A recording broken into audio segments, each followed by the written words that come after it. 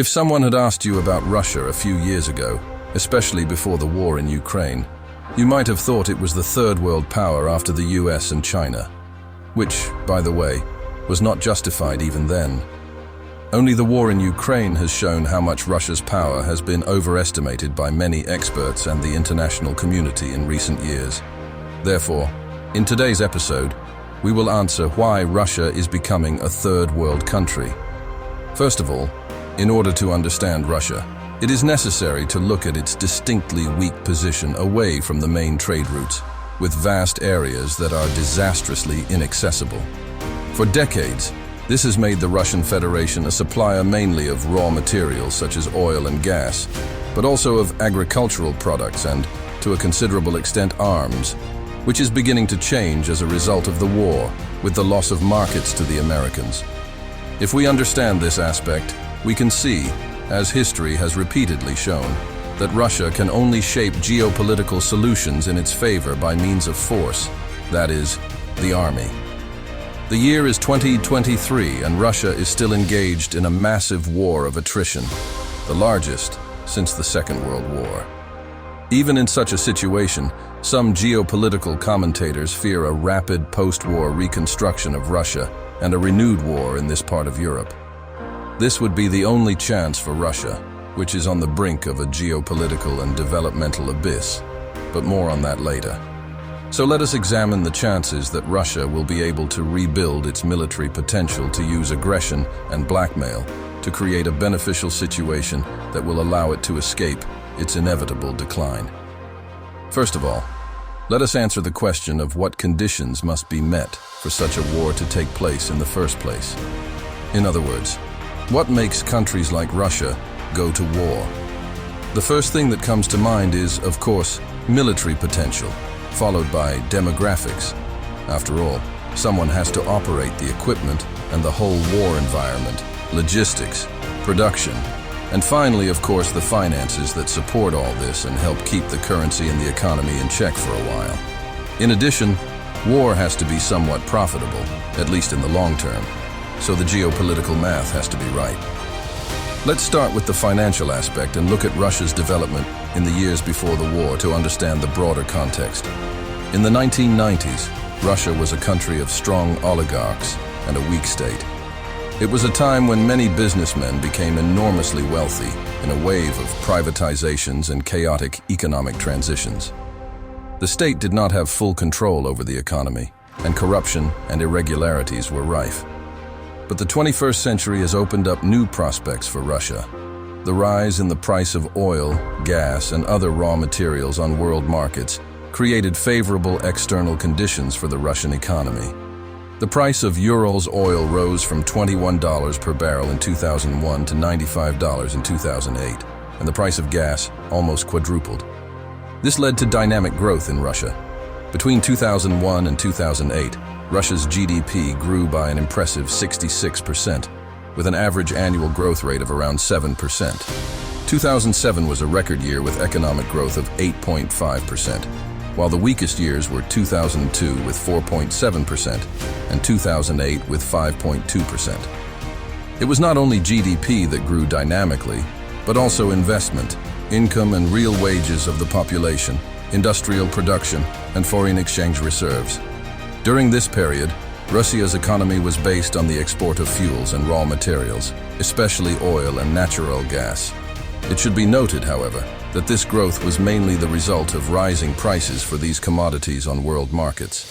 As a result, Russia's foreign trade balance reached record levels, rising from 60 billion in 2000 to 180 billion in 2008. These favorable external conditions brought increasing resources to Russia. Thanks to a prudent process of managing the inflow of hydrocarbon revenues in order to control inflation and the appreciation of the ruble, the funds have been properly managed, such as budget, the central bank's foreign exchange reserves and extra budgetary funds. In contrast to the 1990s, when the Russian budget suffered from chronic deficits, since 2000 the country has run a growing budget surplus of between 4.5 and 7.5% of GDP. Russia's foreign exchange reserves, which were comparable to those of Poland at the beginning of the 21st century, have become the third largest in the world, reaching $479.4 billion at the end of 2010. All this raised hopes for Russia's stabilization and development internationally and the strengthening of the state domestically. However, these promising trends were not sustainable, and the economic crisis of 2008-2009 proved to be a challenge for the Russian economy. In addition, the Reserve Fund and the National Welfare Fund have accumulated significant funds.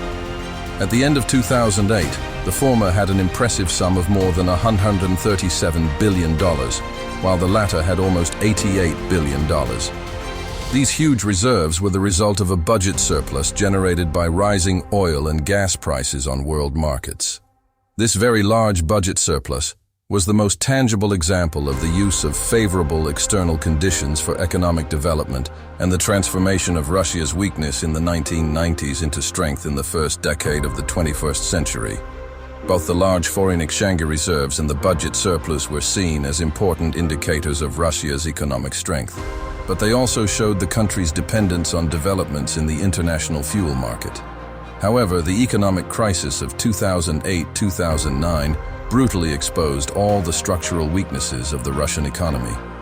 Russia's GDP contracted by 7.8%, the most of any country.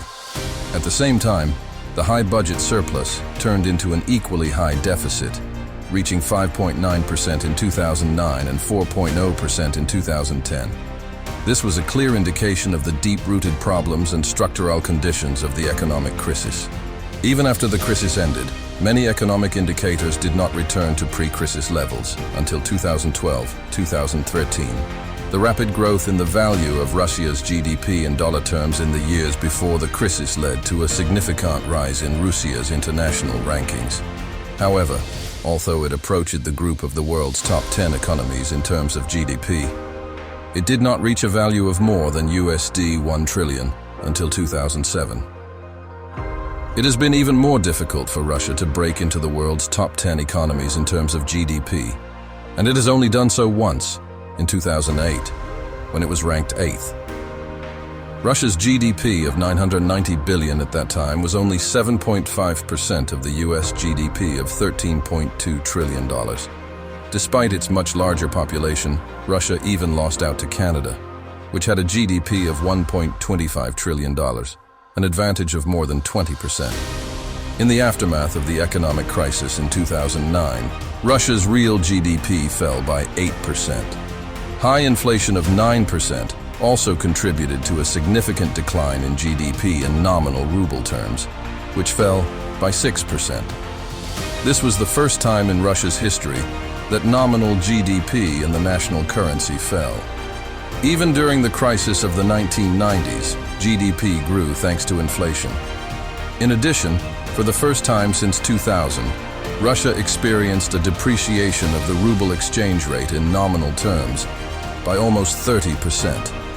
This unfavorable development was due to a persistently large foreign trade surplus, which amounted to USD 111.6 billion in 2009. The decline in Russia's international credibility, triggered among other things by the fall in fuel and commodity prices, especially oil, and events such as the war with Georgia in August 2008, led to a significant outflow of foreign currency resources from Russia. Indeed, this period shows how dependent the Russian Federation is on the price of commodities and, secondly, how much it is able to extract and then deliver and sell. In 2013, before the first attack on Ukraine, Russia's economy peaks at $2.3 trillion. This compares with a much smaller Poland of $500 billion at the time. Russia is then more than 4.5 times the size of Poland. Since 2014, i.e. since the first attack on Ukraine, the situation has started to reverse. As a result of falling commodity prices, the weakening of the ruble and Western sanctions imposed on Russia after the annexation of Crimea in 2014, the Russian economy contracted by 44% between 2014 and 2016. By contrast, in 2021, the year of the invasion of Ukraine, Russia's economy will have reached $1.8 trillion, while Poland's $700 billion. Just looking at this period, we can see what a huge leap has been made. Just to remind you that Poland's population is around 38 million, while Russia's is 144 million. Russia has not yet been able to return to its 2013 peak. Let's look at the future, which looks bleak for the Russian Federation. The oil and gas market plays a key role. Although Russia is still one of the world's leading oil producers after the US and Saudi Arabia, it ranks only 8th in terms of its reserves, which are also heavily depleted. New oil fields, which are cheaper and easier to exploit, are virtually non-existent. Even before the invasion, Russian Security Council Secretary Nikolai Patrushev reported on the deep crisis into which Russia's oil sector was sliding. A year later, Energy Minister Alexander Novak informed Prime Minister Dmitry Medvedev that Russia would soon see a sharp decline in oil production. In 2018, Russian oil companies produced 11.2 million barrels per day, breaking the 1987 record. And in 2021, production peaked at 11.5 million barrels per day. From 2022, however, production will start to decline, halving in 14 years.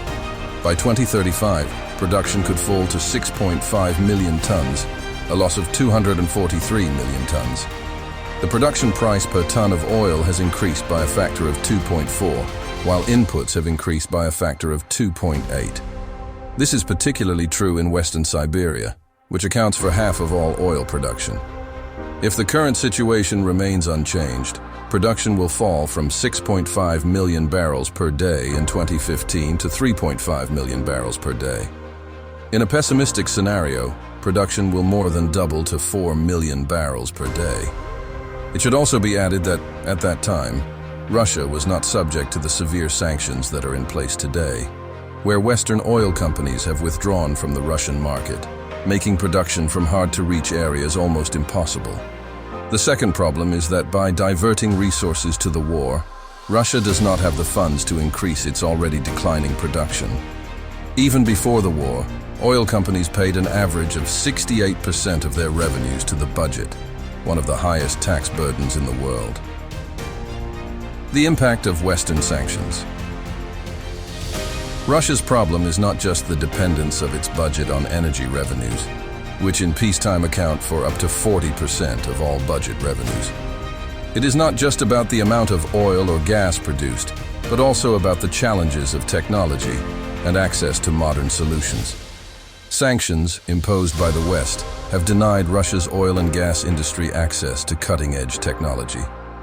The Ministry of the Environment reports that Russia has not brought any new gas fields into production or discovered any significant new oil deposits. Work on the Arctic shelf has been suspended, and more than 2/3 of the oil produced comes from existing fields, many of which are old and difficult to access. To extract from these fields, it is necessary to hire foreign subcontractors and use technology from companies such as Schlumberger and Halliburton. Experts believe that Russia will not be able to develop the deposits in eastern Siberia and the Arctic shelf under such conditions. As a result, the production of up to half of Russia's potential oil is at risk by 2030-2035, meaning the loss of a source of petrodollars for the budget. Although Russia is the world's leading oil producer, its reserves are relatively small, 80 billion barrels, and heavily depleted. There is a lack of new, large oil fields, which are cheaper and easier to produce without foreign technology. Russia is faced with the cost of extracting hard-to-reach oil, which averages $70 per barrel on land and as much as $150 in the Arctic.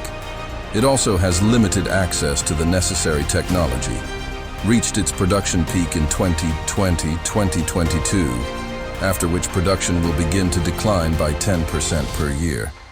This means that production will fall from above 11 million barrels per day to 6 million barrels per day in 2035, threatening to eliminate exports altogether. Oil and gas exports account for 60% of government revenues and 40% of the federal budget. But with global demand for fossil fuels falling and renewable energy sources growing in importance, Russia needs to prepare for a changing energy landscape. Russian experts and decision-makers recognize that exporting energy resources is not the future. It is necessary to maximize the use of existing natural resources to prepare the economy and the state for the post-hydrocarbon era. Russia must act quickly to rebuild its economy and adapt to the changing energy reality. More than 6 months after the European Union imposed sanctions on Russian oil and oil product exports, Russia's oil sector has adapted to the new reality. By finding new markets, the industry has reduced crude oil production by 5% and avoided a reduction in processing. Moreover, sales of oil and oil products themselves have increased. Avoiding drastic production cuts is only a partial success. First, the current structure of Russian oil and oil product exports is characterized by instability and, in terms of crude oil sales, a high degree of dependence on two customers, India and China, which periodically account for around 80% of the volume. Second, the imposition of a price cap on Russian oil by the EU and the G7 makes some exports overpriced and adds to the cost of transporting crude as a result of the sanctions. While this allows more oil to be sold, it also reduces budget revenues. Third, tax reforms in the sector pushed through by the Russian Federation authorities have not only failed to increase budget revenues, but have also encouraged further capital outflows from Russia and weakened investment incentives. In January, oil production in the Russian Federation fell by 30,000 barrels per day to 9.77 million barrels per day, according to the International Energy Agency, IEA. However, the IEA expects production in the Russian Federation to fall by 1 million barrels per day by the end of the first quarter, compared with levels before the onslaught in Ukraine began. Russia itself reports oil production at 9.3 million barrels, but remember that Russia consumes 3.7 million barrels on the external market, and the rest is still to be exported. In other words, exports will fall from a record 7.8 million barrels a day to 5.6 million a day as early as next year. This is a drop of 28%, and this is only the beginning of the Russian Federation's problems in this area. Russia is now at the beginning of a crisis whose effects will be felt for years to come. The country's economy, which Putin once wanted to make one of the 5 largest in the world, is now on track to lose 190 billion in gross domestic product by 2026 compared to its pre-war growth path, according to analysis by Bloomberg Economics. That is equivalent to the GDP of a country like Hungary. The war, which began more than a year ago, is affecting not only the battlefield, but also finance and trade. But Putin seems to think that the economic pain is not severe enough to force him to change his strategic war calculations. However, Russia's economy, which is now in a state of flux, will emerge from this confrontation weakened and constrained as it increasingly focuses on survival mode. Analysis by Bloomberg Economics suggests that the movement of workers from factories to the front line could reduce labor supply and shave 0.5 percentage point off private sector growth in 2023. The war will also have a long-term impact on demographics, with projections suggesting that Russia's working-age population could shrink by 6.5% over the next decade. Expensive war spending and social programs introduced last year have significantly increased federal government spending by 25%, while public sector employment has risen by 300,000. Although Russia has avoided a collapse, its economy remains under pressure and is still heading for an 8% decline in GDP by 2026, compared with a scenario in which Putin had not decided to attack Ukraine in February 2022. According to Bloomberg Economics estimates. Russia is losing markets and its economy is suffering. Despite attempts to reduce gas production by as much as 12% compared to last year, Gazprom posted its worst result in 14 years and was still unable to consume all of the 262.4 billion cubic meters of gas it produced, either for use in its own economy or for export. This is mainly due to the loss of the Western market. Let us recall that 40% of all gas imported by the EU came from Gazprom. Just last year, Europe imported an average of 380 million cubic meters of gas per day, or about 140 billion cubic meters per year. As a result of the restrictions imposed, demand has fallen by more than a third. Russia is trying to prove that Europe needs Russian resources, but Russia no longer needs the European market. Putin has repeatedly stressed that gas that does not flow to the West will be sold in Asia. In support of this claim, Gazprom today cites data showing that gas exports to China have increased by 60%. The experts explicitly point out that while Beijing is indeed benefiting from the lower prices offered by Russia and has increased its gas imports, supplies through the Siberian power pipeline to China, even after reaching its target capacity of 38 BCM, which is not planned until 2025, do not cover the volume going to Europe, 1 to 55 BCM. Meanwhile, Russia sent just over 10 BCM of gas through this pipeline last year. Russia loses LNG market. Despite the coal import ban and the oil embargo, EU countries have not imposed restrictions on the purchase of Russian LNG, although individual countries have announced their refusal to do so. After Gazprom cut pipeline supplies, Europe had to buy more LNG at high prices from plants around the world, including Russia, to have time to fill underground storage facilities for the winter.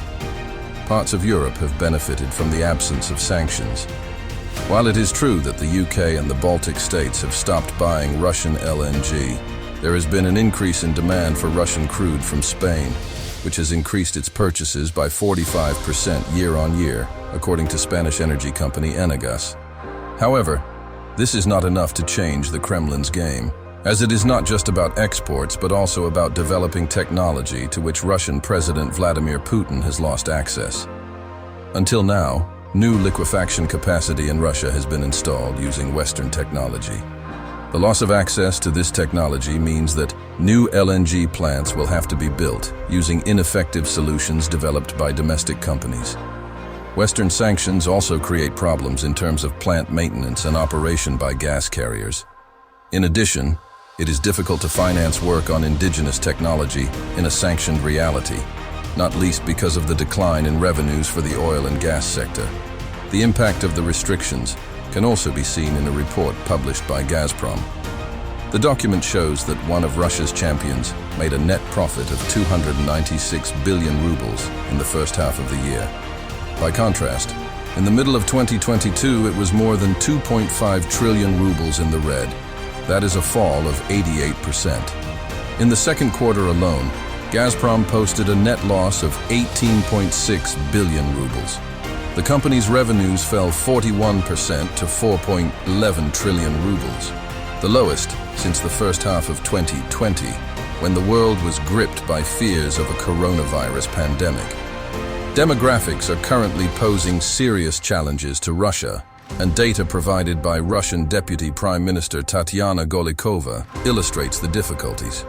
Forecasts suggest that the number of elderly people in Russia will increase by an impressive 7 million over the next 15 years, putting the onus on the government and society to provide care and support for this aging population. At the same time, data shows that the number of Russian women of reproductive age has fallen by 4.5 million in the last 10 years, to just 7.5 million out of a total population of 145 million. The number of first and second births has fallen by a third, while the number of third and fourth births has risen by 6%. It is worth noting that the latter increase in births is mainly due to social programs introduced since 2007, such as the aforementioned maternity capital and credit facilities, which were intended to encourage families to increase their number of children.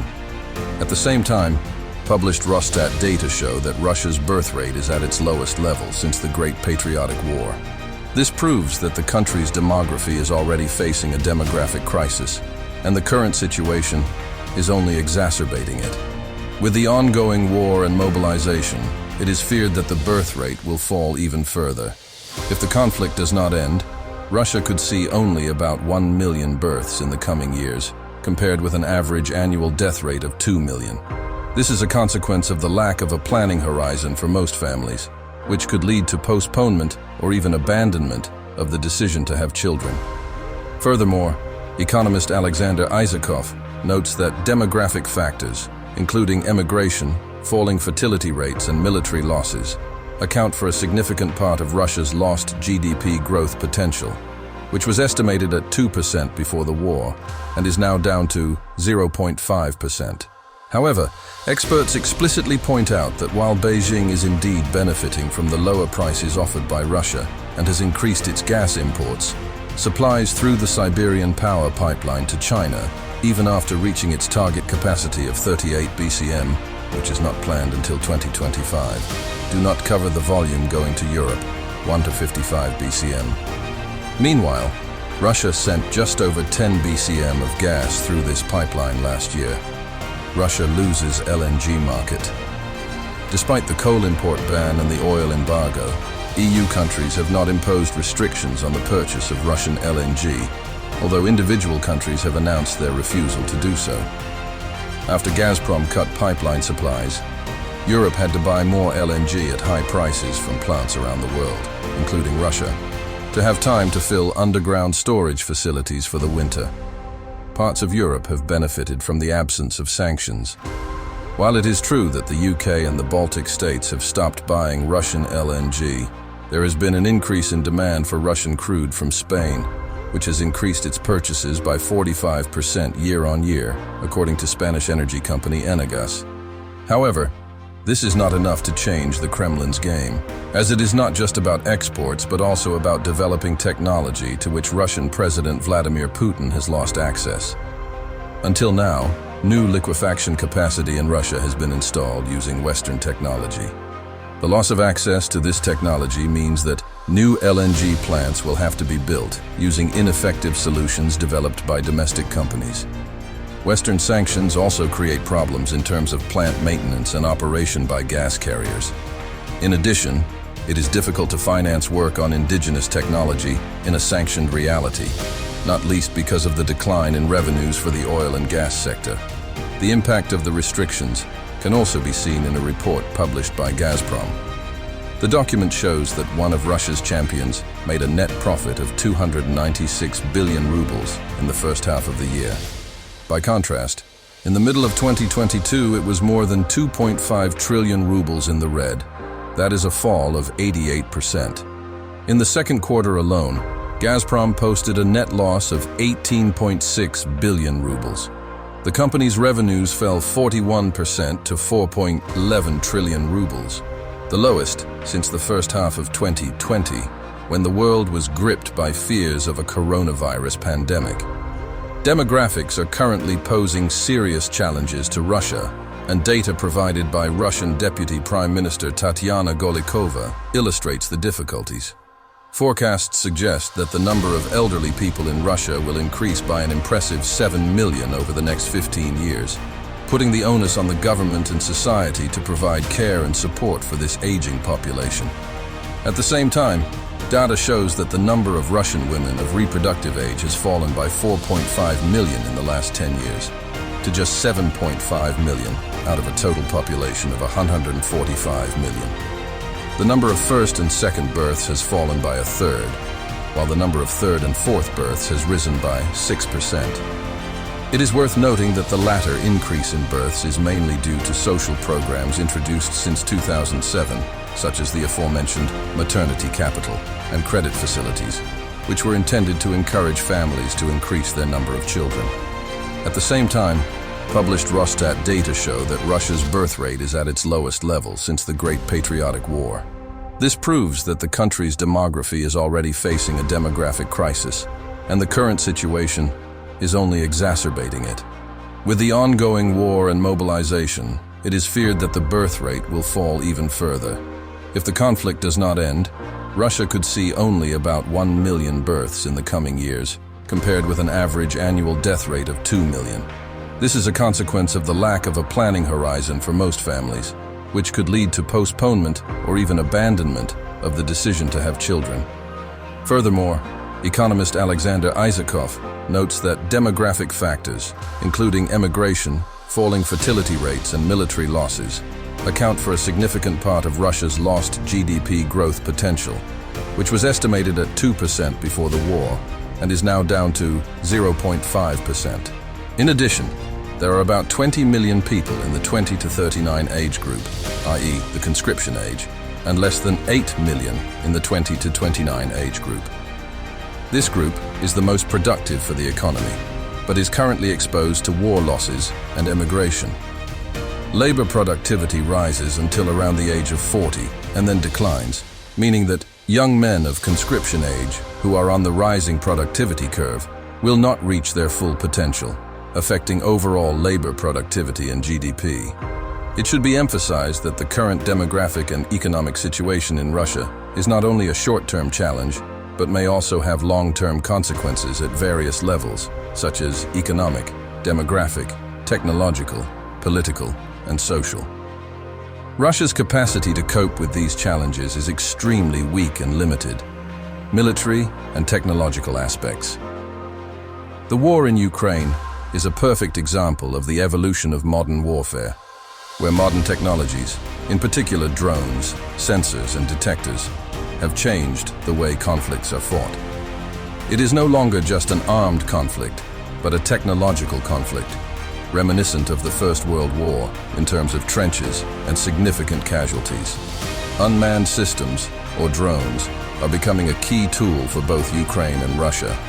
They are not only tools for spying, but also combat assets that are changing the face of warfare. Drones are used to locate enemy positions and direct fire. They attack targets, including buildings, often carrying out kamikaze attacks or dropping bombs on enemy tanks. But that is not the end of drones' role in this war. They play a key role in adjusting artillery fire, making it more precise and effective. They also confirm that targets have been hit or destroyed, which helps assess the effectiveness of operations. Fighting on the ground in Ukraine is similar to positional warfare, with both sides fighting non-stop in trenches, under artillery fire, and with gains measured in meters. But thanks to modern technology, this war is more dynamic and automated than ever before. Drones and sensors are becoming key elements of military strategies, changing the way armed conflicts are fought today. This is crucial in this case because, above all, it shows that the modern battlefield is making wars extremely expensive. Indeed, Russia miscalculated when it launched its invasions, hoping to take Kiev quickly and cheaply, and then perhaps subjugate the whole of Ukraine. In other words, the modern battlefield situation may leave Russia without any arguments to shape policy in its neighborhood. This is because the cost-benefit ratio is inadequate. Certainly, if the Russian government had known what this war would look like, it would not have invaded. Technology. The European Union has pledged to introduce measures to weaken Russia's technological position in key areas, from high-tech components to cutting-edge software. America has done the same. The U.S. Department of Commerce has announced that it has introduced export controls that will severely restrict Russia's access to the semiconductors, computers, telecommunications, lasers, and sensors it needs to maintain its military capabilities. The U.S. wants to prevent Russia from importing these technologies from anywhere in the world as long as they contain components developed in the U.S. Similar measures were used during the Cold War, when sanctions weakened the technologically backward Soviet Union. As a result of Western sanctions, Russia will become isolated from the world and increasingly backward, both technologically and economically. This will mainly affect Russia's defense industry, which is already technologically backward compared to the West. The problems of declining hydrocarbon revenues with each passing year will also soon be felt. Russia will enter the next decade extremely weakened economically, technologically, and demographically. And without the technologies of the future, such as AI, robotics, laser technology, hydrogen and space industry, and many others, the Russian Federation will have no arguments on the international stage, which will only seal further degradation.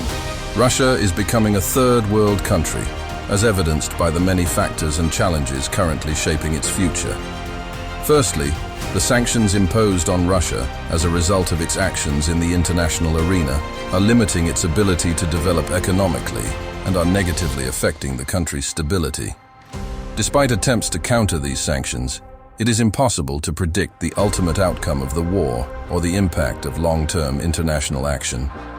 Second, the poverty of the population and growing poverty are real challenges for Russia. Rising prices, currency devaluation, and lack of economic prospects are affecting the quality of life of citizens. The need to invest in social development and improve living conditions is becoming more acute. Finally, the wave of emigration from Russia to richer regions of the world, especially the West, is a visible result of these problems. People are leaving the country in search of better life opportunities and greater stability, affecting its human potential and skills.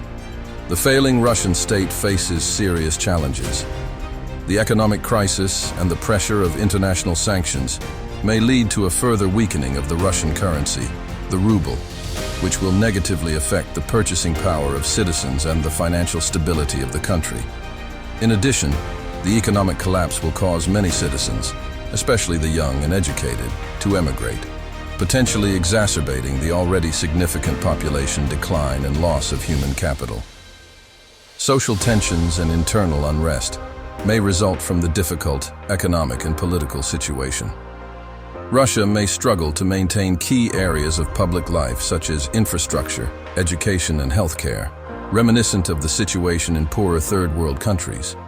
In addition, Russia's dependence on energy resources such as oil and gas leaves it unprepared for the new geopolitical realities. All this will lead to the decline of Russia, which will become economically similar to third-world countries. Thank you for watching the video. Leave a comment and subscribe to the channel. See you next video.